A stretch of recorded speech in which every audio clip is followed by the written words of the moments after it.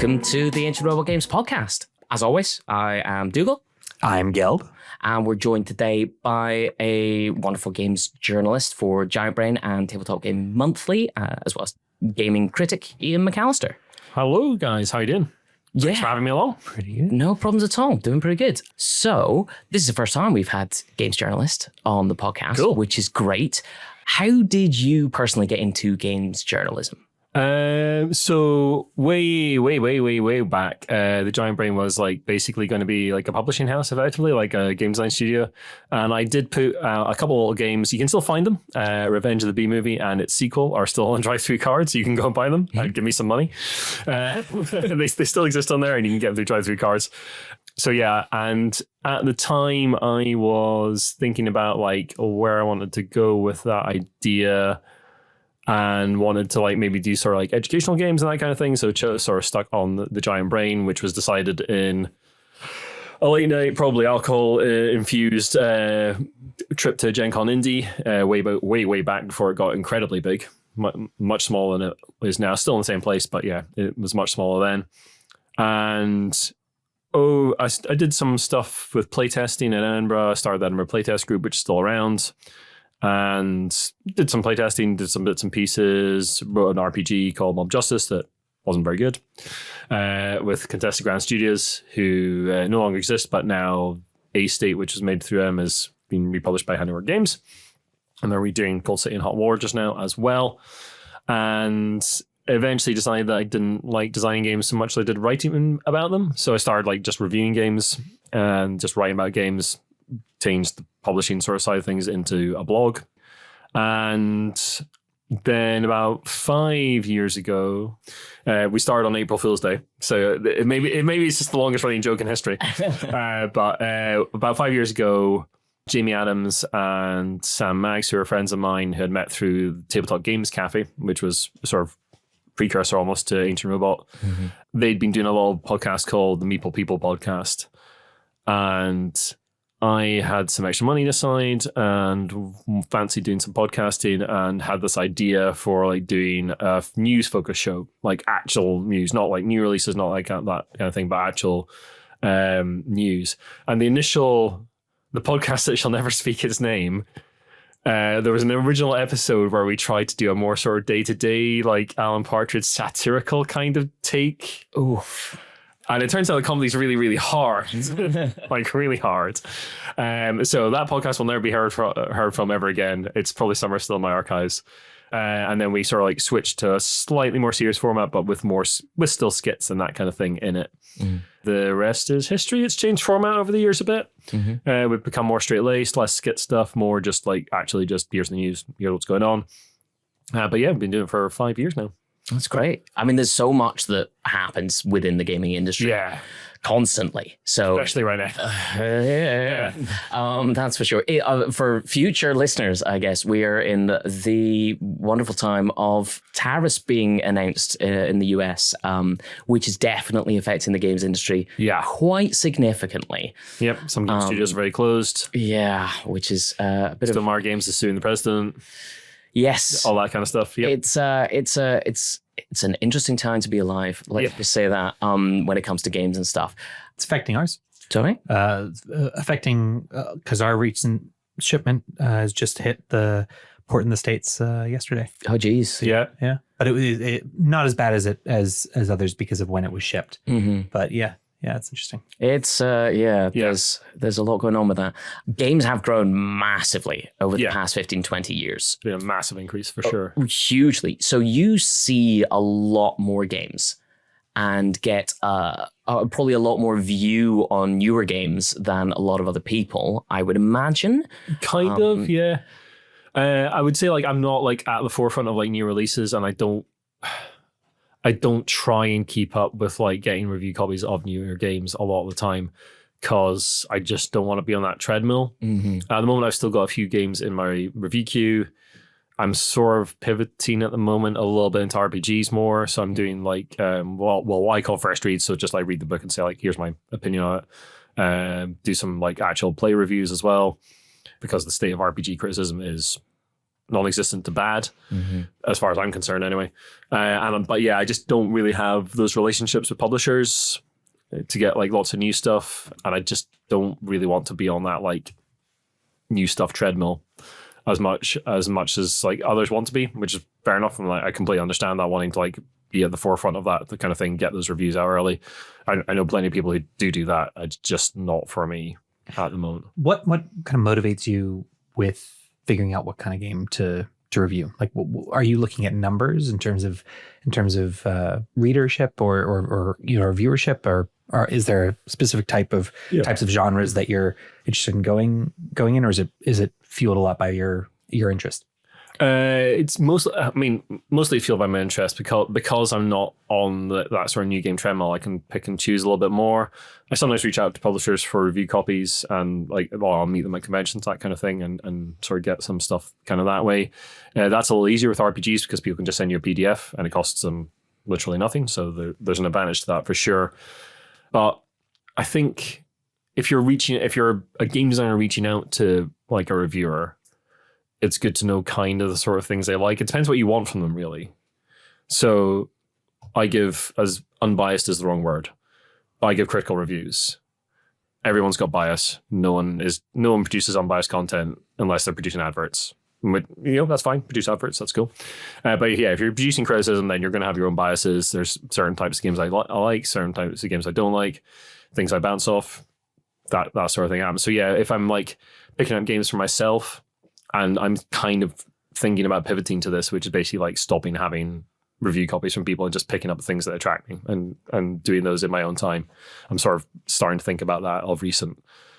But yeah, it's mostly driven by what I like and what people give me sometimes. So like some people have reached out when I've started reviewing RPGs and like sort of sent me stuff.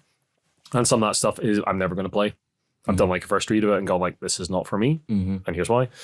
But I think there's some use in that kind of RPG review of like, just here's what this book is about, give a decent impression of like what the thing is about, maybe the problems I see, that kind of thing. But yeah, mostly it's I don't chase numbers either. Like my site's quite small. I don't know what a monthly figure would be.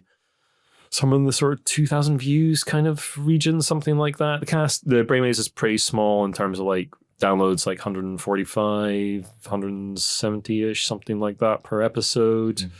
Because we're sort of like, what's the word I'm looking for? Because we're news focused, like it's at the time. So like older casts don't tend to get listened to, though sometimes they do. It's very strange. I think so someone just like finds the cast and hits Brainwaves and like downloads like 165 episodes or something like all at once. Call of the Old, which is the other cast I do with Matt Thrower and Nate Owens, which is it's kind of, it's a criticism cast that looks at like games that are at least 10 years old and brings them into a modern context. So things like Tickerson Euphrates, Catan, Ticket to Ride, that kind of thing. Like they're taking like really big old games and that are still available, some of them, and going like, does this still have a place in the modern hobby? We've done things like Monopoly, Scrabble, that kind of thing as well. So like going for the sort of more mainstream sort of Christmas giftable games kind of thing as well. So that's more popular. That gets like, it depends on the episode. I think the biggest episodes have had like 600 to 700 downloads of their lifespan. That cast's been going about 3 years now. We're in our third season. So yeah, 3 years.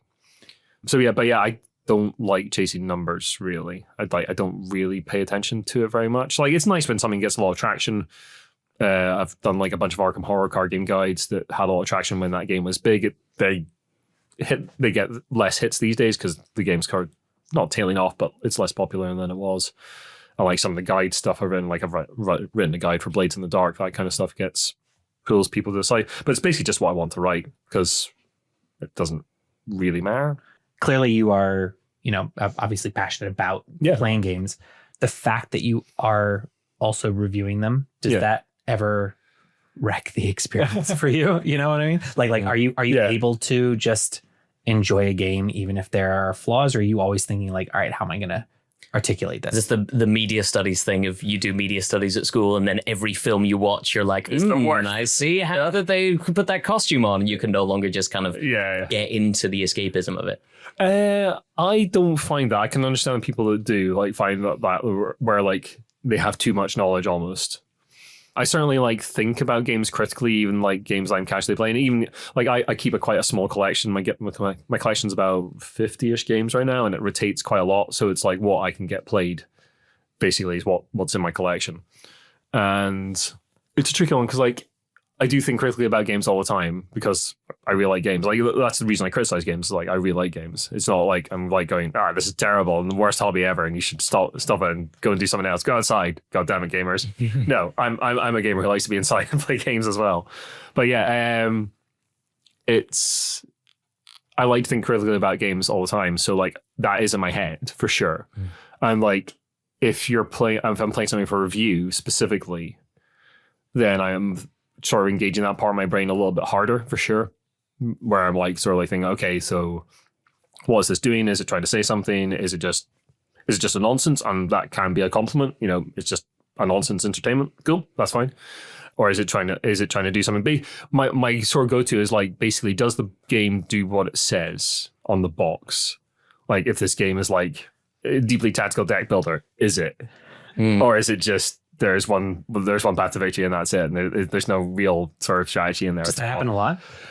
It can, yeah. Like people like get over the top about claiming what their game to be. Like the number of times I've seen the word unique in a game description, like don't write that.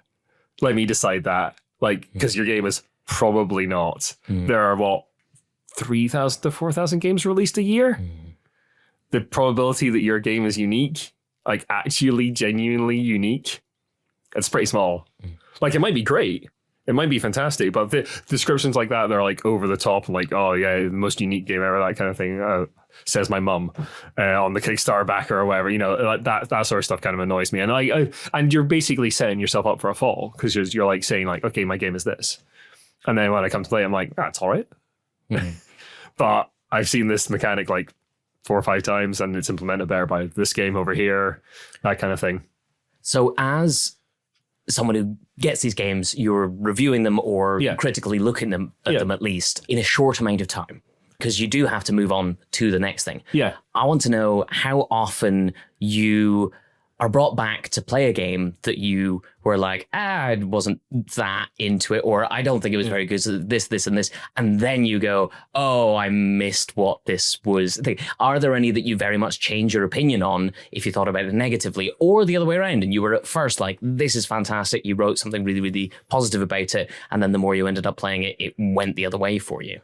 I think the latter happens more often because like games kind of fade for me. So you get excited about a game, you play a lot, you play a bunch. If it's one for review, you know, you write a nice review that's on the site or it's in TGM. You're like, yeah, look, this is my opinion of the thing.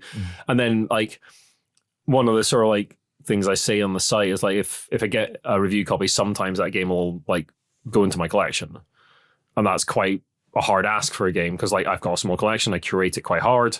So like I think the last one I put in there was maybe Expeditions from Stonemaier. Oh, awesome. Which we enjoy. Like it's not the best game ever by any means, but it's a sort of enjoyable robot stompy romp around a weird sort of Siberian landscape, and it's quite fun. And it like I have a games group that's like 5-6 players quite a lot. Caters that number. You know, it hits all of those boxes for me, so it went into the collection. But I think like games can fade more. I don't think I've ever like played a game that I like maybe gave like a negative review to or like was like quite critical of and then come back to it and gone, oh no, sorry, all is forgiven. I don't think that's ever happened. I did make a mistake. I have made mistakes in reviews. That does happen. I made a mistake in Eat the Reich by Ronrik and Deckard. I reviewed that not too long ago. It's a one-shot. If you're not familiar with it, it's a one-shot RPG where you are vampire commandos coffin dropping, and I do mean that, coffin dropping into Nazi-occupied Paris to kill and drink Hitler. It is typical Ronrik and Deckard over-the-top nonsense. It's really enjoyable to play. I was a little critical of some of the abilities, but I had kind of misread a couple of them. And I kept that criticism in the review, but put a little thing in the review saying like, hey, I made a mistake here. To just be like fully honest about it. And I think that's the thing that I want to do most, is just be honest about the thing I am doing. When was the last time you were actually surprised by a game? You got the blurb. Oh yeah, okay. You've had a thought in terms of what it is that you're expecting, and then you were maybe pleasantly surprised. Cool. Yeah. A couple of games recently I played, Slide and Mind Up. They're both being released by Hachette Board Games in the UK. And I've described them as caravan games, the sort of game you take on holiday with your parents, that kind of thing. And they're just cute little sort of puzzles. Like they feel old, if you know what I mean. Like they've got that feel of they've got that slightly timeless feel of like something that is like being produced in the 80s in a like really bad box with bad art and that kind of thing, is then has been like remade. They're both great. Medium was a big surprise to me. I think that's still in my collection. I got given that by Greater Than Games. Gone but not forgotten. Yeah. They unfortunately recently collapsed. Well, they didn't collapse. They got shuttered by their owner. And that was given to me amongst a bunch of games, including Spirit Island, which is fantastic.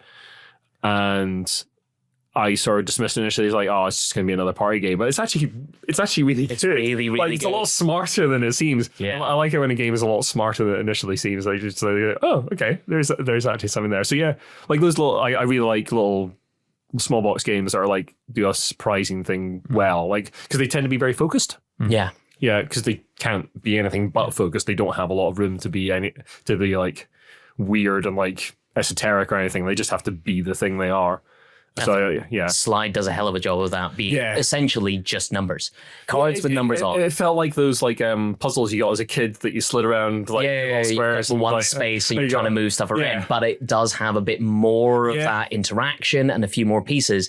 But you do look at it originally and go, "Oh, these are just numbers on cards. Oh, this can't be that good." And then you start playing, you're like, "Oh no, this is fun," and it's not overwhelming with rules, and it's not. It's great. It's not too intense. It is that kind of nice, friendly, puzzly game where you can beat your family at it, which makes me feel good, at least personally, whenever I can do that. Yeah, everybody loves a game where they can be mean to mum and dad, right? Yeah, right? They were mean to us enough with Monopoly and things like that growing up. I think it's only fair. I have this theory that a good family game is a game that allows you to be mean to your parents. Oh, that is basically like the core of a really good family game is you can be mean to your relatives. Yeah, that does make sense. Within the confine of the rules. I was gonna say, Within the confine of the rules, folks, don't punch your parents. Yeah, you can be mean to your parents in the confine. Yeah. Oh yeah, of course, unless that is the game. You set the boundaries. So being released in a couple of months by Iain is Punch Your Parents, the game. Amazing. So talking about games that you're getting and games that you see, it kind of drives a little bit into a game that I would like to talk about today, which is a game by a company called Mind Clash, which I'm a big fan of. They make mainly a bit more complex games, things like Tracarion and Septima, which is a fantastic witch playing game.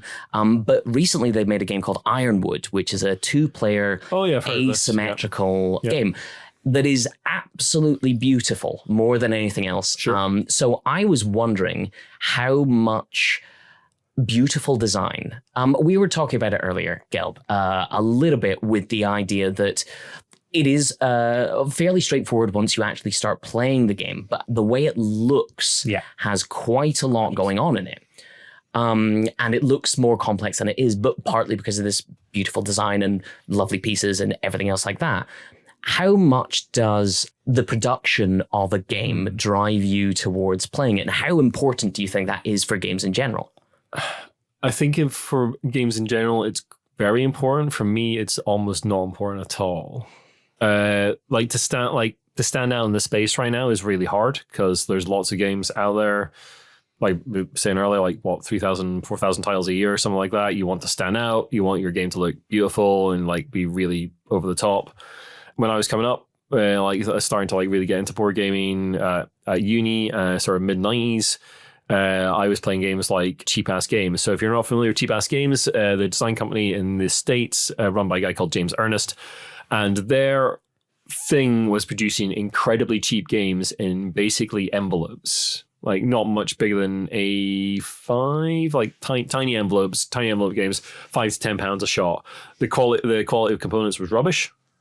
It was like sort of cut out cards kind of things. Says on the tin. But they were really, really cheap. So like there were Kill Dr. Lucky, things like that. Those games all originated with cheap ass games. I wouldn't be surprised to see folks go back to this format considering the current tariffs.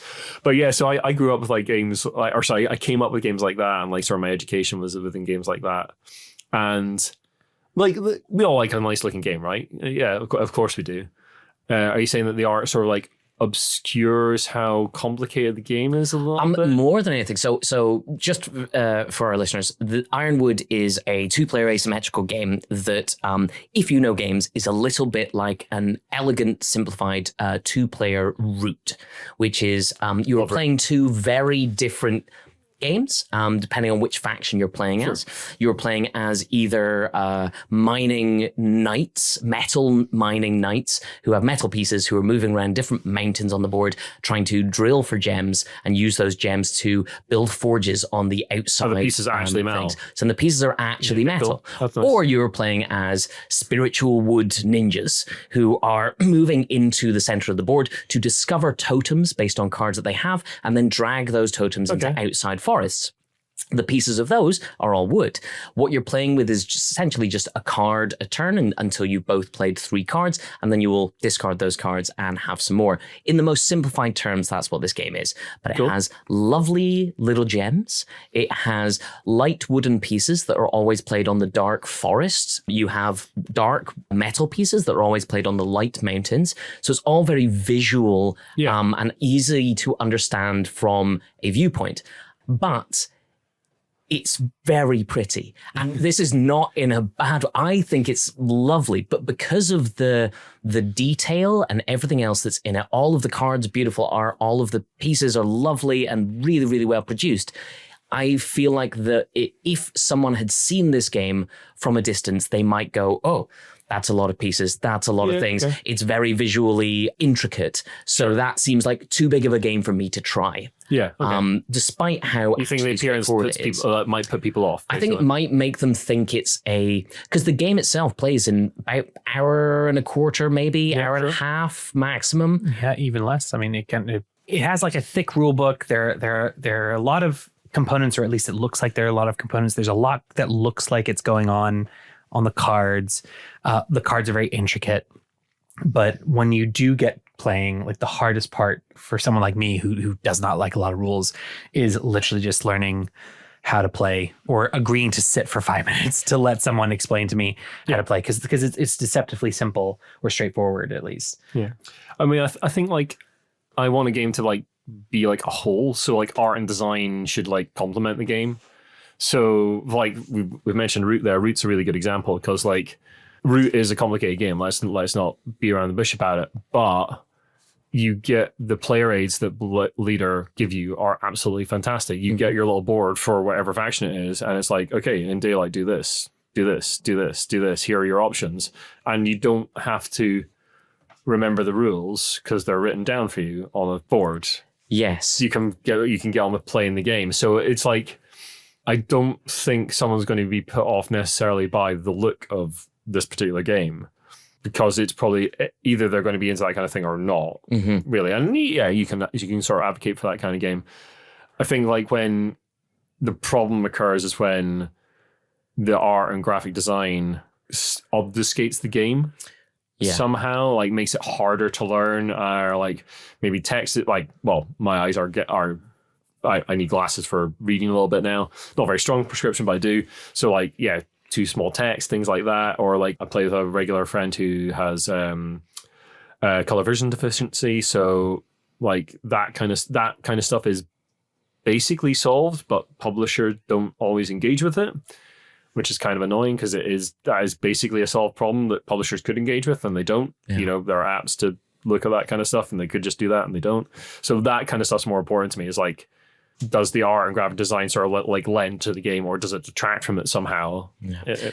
And to clarify, I do think Ironwood is fantastic. It's probably my game of the year last year. I think it's really good, and I do find that the design actually drives towards what the gameplay is trying to do. It has wonderful cheat sheets on the thing. Like I think it's brilliant. It's more, I guess, that there's we were talking about Slide earlier. Yeah. So Slide it shows what it is on the tin, basically. Yeah. It is these colorful numbers that you're placing down and sliding around the board. And on the box, it is colorful numbers with the word slide in a small box. That happens to slide out as well while you're taking the cards out, which I think works really, really well. It's that thing of, because you see a lot of games come through, is this production, I guess, side of stuff, rather than design in general, but the like beautification of these things. Does that ever pique your interest? Do you ever see something and go, gosh, that looks pretty, I wonder what it is? It does that, or do you think that's more down the retail side of things, of that will work well for the game designer on a shelf, but it's not something that immediately drives you to try and play a game? Yeah, I think like beautification of games, that's a good way of putting it. I think for me, like those things can attract, certainly, like you see a nice component of that kind of thing, and like you can't help your sort of like monkey brain go, ooh, that's nice and shiny, isn't it? That's lovely. But I have a slight annoyance with like when people like see a game for the first time, or like when this was probably revealed, there's probably like nice pictures of the components and everyone going like, oh, that looks great. It's just like, it looks nice. I don't know if it's great, because I haven't played the game yet. The game might be terrible. I have no idea. It's very pretty, but I don't know if it's actually going to be a game that I want to play. Who knows? This also seems to be quite a common thing, or at least a common complaint now. Obviously, there's so many more games than there have ever been, and there are a lot of Kickstarters out there that folks seem to. It's bubblegum. You know, they love the look of it. They love the art, and give me the 5,000 miniatures and exactly. And all that but then the actual mechanics are non-existent or very simple or simplistic, and so it sounds like you're not swayed by art that much. Rather than I like it, but no, it's not my major concern for sure. Do you think that the whole, talking to other designers, you're talking about the difference between your theme and your mechanics, and are the mechanics serving the theme? And are you mechanics first or theme first? Do you look at the way the presentation from a thematic perspective? Like, if you're a Reiner fan, is it okay that it was Indigo first and then now it's Butterfly? Was it Butterfly Palace? Oh yes, like I don't know those ones. The Butterfly Garden. Butterfly Garden. So there's a game called Butterfly Garden. And it's about butterflies, and you're putting, hexes, of course, to get the butterflies around. But it started life as a completely different game. That was just a reskin version of it, and it was called Indigo, I think. It was. Yeah. I don't like feeling like the theme is pasted on. Right. And I can level out a lot of Euro games. I know people love that sort of style of sort of German board game design, where the big point salads, that kind of thing, where the theme is very lightly serviced by the mechanisms. I really like to see like mechanisms theme like come together in sort of like a riot of some description. So like some of my favorite games are things like Lords of Vegas. I really liked. I don't have it in my collection anymore, but Suburbia was really good for like that sort of theme mechanism kind of thing. I don't know if you ever played Millennium Blades, but Millennium Blades is just a giant nonsense about being card game players playing a card game in a world about card games. I've said the word card games too much; it's lost all meaning. But yeah, I'm a sort of thematically led kind of. That's where I want a game to be. I want like a game to like again. Our theme is whatever, and that theme can be incredibly boring. But if it's done incredibly well, then that's great. And the mechanisms serve. Like I play Patchwork with my wife quite a lot, the 2-player Rosenberg game, and that game has no right to be as good as it is, but it's great. And it has that theme of like putting together a quilt and that kind of thing. It's great. Truly delightful. Yeah, Patchwork is just a really delightful little game. Yeah, right. Yeah, and it works within what it's doing. Yeah, I think absolutely. Yeah. You couldn't, if you took Patchwork and you took the theme away from it, I don't think I would enjoy it as much. No. And I think it works because I see it as it is. It is putting together a quilt with a bunch of buttons, and those buttons are how you're making points. Yeah. But it's sitting on that tetromino, like attaching things together, 2-player only. It's just really, really nice for what it's doing. And I cannot separate out that game from the theme that it's there. It melds together, as you're saying. I mean, when he does do that, you get something like Feast for Odin, which I've played quite a lot of on Board Game Arena, and I quite like. The mechanisms have nothing to do with being Vikings. Yeah. And you're just filling this board out with stuff. And it's quite enjoyable. And there's quite an enjoyable point-tally puzzle to solve in there. And I quite enjoy it. But the theme is like not served by those mechanisms in any way or form. Yeah. It's a really strange game. But that is what you get when you like take that Patchwork idea and like separate it from something and just stuff it in another game. It's like, okay, that's here. it's fun, but also strange. I think a lot of people get that distinction in their head. There's games that they like because it plays fun. Yeah. There's games that they like because thematically it's great, but it might not play as well. And then there's that kind of perfect middle ground of everything is working together. Yeah. It serves itself. It's the Ouroboros of snake eating its own tail and everything's perfect and it's the best game ever sort of feel. Outside of Patchwork, are there any games that come to mind and you're like, this was perfectly formed as it came out? This was birthed as a true amazing piece of art. Non-slodgy cake. A non-slodgy cake. You're going to have to explain yourself here, Gelb. Yeah, I think so. Yeah, I've got that. It's perfect. It's a non-slodgy. You know, it's Slodgy. Slodgy is a good word. I like Slodgy is a great word, and I'm going to use it, I think, in my next review about games. this is a slodgy cake. I'm going to get that word in TTGM as soon as possible. Oh, please do. Please do. Yeah, so like Lords of Vegas, which I mentioned earlier, that's been in my collection since almost I started getting into the hobby. If you don't know, it's a game about basically being casino builders in Vegas before it was Vegas. And it seems incredibly random. You're basically, you have lots and you like sort of build casinos in these lots and the lots get served to you kind of randomly. So your casinos aren't necessarily joined up at first, but there's a sort of above table negotiation element, that kind of thing. And it feels like you're in Vegas. It feels like you're constantly pushing your luck and gambling, and like it's got that sort of because you're in Vegas. It's fantastic. There was a recent re-release of it that you'll be able to get in the States, certainly, and an American expansion with some new boards, some which are great, some which are a bit so. Review coming soon. Once I've played the Doomtown board. Well, I keep calling it Doomtown board, but it's the Wild West board that they've made for some reason. But yeah, like other games that sort of fully for, I'm a big fan of later games. I think they do incredibly good work. Their player aids are second to none. Root is fantastic, one of my favorite games. I backed the most recent Kickstarter. Whether I'll get it or not, I don't know because tariffs. But yeah, so like Root, I think is absolutely fantastic. Playing recently is great. The Gang is fantastic. Yes, The Gang is weird and shouldn't work, but it does. It's cooperative poker. It's literally you're playing The Gang. You're doing literally the opposite of playing poker, which is you want to tell people what you have but can't. Yeah. And that just works. And it's a very strange little game, which I've been really enjoying recently. That's probably like high on my list right now of games I've played. So yeah, like we were talking about earlier, like games fade. So like I'll be really enthusiastic about The Gang right now, but like talk to me in a year and it might be out of my collection because we just haven't played it as much. Sure. It's still great. I still enjoyed it, but out it goes because like, yeah, these things fade and new things come in, and that's how it should be. Like, yeah, I don't want to just like have a static game collection forever. I want people to tell me about new things and show me the things they're enthusiastic about. And I might hate the thing you're enthusiastic about or don't just not like it.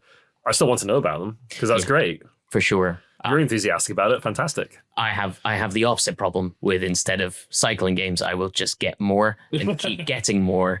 And my claim at the moment is that if you stack enough board games up against your wall, it counts as insulation. So you're saving on heating costs. That makes sense. The more games you have. Yeah. It's like girl math. Right there. The room gets smaller. So the heat has to like heat less space, right? My partner is so down with this idea and definitely really appreciates me bringing new games home all the time. Yeah, council tax probably goes down because the square footage goes down. Hey, this is all working out. Well, you can do the old Victorian thing of blocking up the windows and like window tax. No window tax. I mean, we're close. We're close at the moment, unfortunately.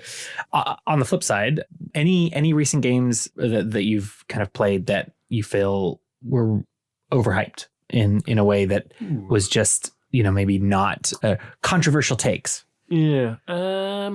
There's a thing among sort of influence and criticism that you should never like do a negative review, and it's like that's rubbish because what you want to do, what you want to build is a relationship with your audience, and they need to know what you like and what you don't like. So you should tell your truth, as it were. You should say like what you like about games, what you don't like about games. Because I'm not on like that hype train. Okay, I'm not on the forefront of new releases. Like, I don't think there's anything like that's been on the hype train that I've played recently that I'm be like, maybe a game that you were really looking forward to, but it let you down a little bit. I've definitely had that with like games I've bought for the group, and so I create basically for my local group, and they've maybe just bounced off. His Majesty the Worm. So I bought His Majesty the Worm recently, which is a old school style RPG with a weird sort of tarot system, and I had a lot of fun making a dungeon for it. I think I had more fun making the dungeon for it than my players had playing it. They found the sort of tarot card system kind of opaque and a little bit hard to sort of like get into, and that has just fallen apart after a couple of sessions. So no more of that. I might try it in again at some point, but yeah, that's been a bit of a disappointment because I was hoping that it would really they'd really grab into it, but just bounced off it. And to prompt that with your old school gaming podcast that you're doing, feelings on Monopoly. A lot of people get their basically first introduction to board games through Monopoly, so don't diss it. It is sold more than any other hobby board game ever, multiple times over. I mean, the fact that people know there's a board game and it is called Monopoly is better than people going board games. It was sponsoring the Six Nations. I don't know if you're interested in that, but if you are watching it, it was printed on the field as the kind of logo sponsorship. Monopoly Go has made something Monopoly like $5 billion. Yeah, Monopoly. So we've covered. We wanted to cover Monopoly because also the story of Monopoly, you should absolutely go and read it. Is absolutely fascinating, and the two games is a history of like corruption and greed and everything that original Monopoly was not about, but the new Monopoly, but the current Monopoly as we know it is. Landlords. That is the story of Elizabeth Maggie and how that game got stolen from her is fascinating. Really is. Absolutely, everyone should read. But yeah, we've covered like Scrabble this season on Call of the Old, and we didn't do like a sort of like more mainstream game in the first season because it hadn't occurred to us. But then as we started to talk about it, we're like, we should really like, we thought about Cluedo at one point. Yeah. When you're looking at these retro games, are you looking at it from just a UK perspective, or are you looking at it from like different? So Nate Owens is US based. Well, he is now. He was in South Africa when we first started, but he's now back in the States. But he's a States based reviewer. Matt Thrower has written for like Polygon, Gone but Not Forgone, very recently. But yeah, Matt's written for like has he written for The Guardian, but various other big sites. Like Matt's a much bigger reviewer than me. And basically, long story short of the Call of the Old is like 2-3 years ago, Nate Owens and Matt Thrower were talking about older games and why no one looks at older games on Twitter, I think it was, when we were all still on there. And Matt went, "Oh yeah, we'll have to do a podcast about that, but I don't know how to do that." And I was like, "Hi, I know how to do that." And I fell over and started a podcast. So yeah, that was 3 years ago. We're 3 seasons in now. It's different because we do seasonal content, so we do like 10 episodes. Yeah. So we like queue up a bunch and then release them. So we're starting to think about season 4 now, which might include like Jenga as our sort of mainstream game because we haven't talked about dexterity games yet. We're covering a Games Workshop game on this season. That we haven't recorded that one yet, but we'll be doing a Games Workshop one and a bit of the history of Games Workshop. But yeah, it's a chance to sort of look back at older games and like go like, do you need all this new? And not that new games are bad, but just like these older games, like some of them are absolute like icons. Tigris and Euphrates, El Grande, these are absolute icons. They were the first of their kind.